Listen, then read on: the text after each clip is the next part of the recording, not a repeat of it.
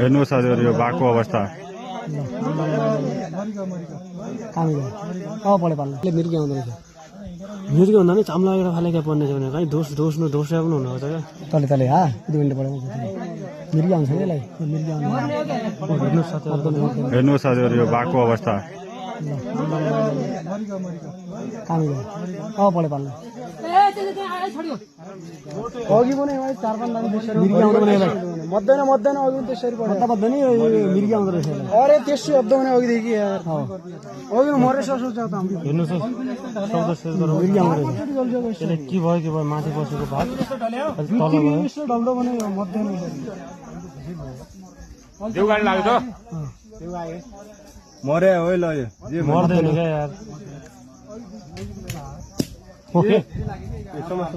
आमा एउटा पनि झर्नु लाग्यो मोबाइल फुटाइदिनु यार आमा के पता आइज तले बाघलाई पनि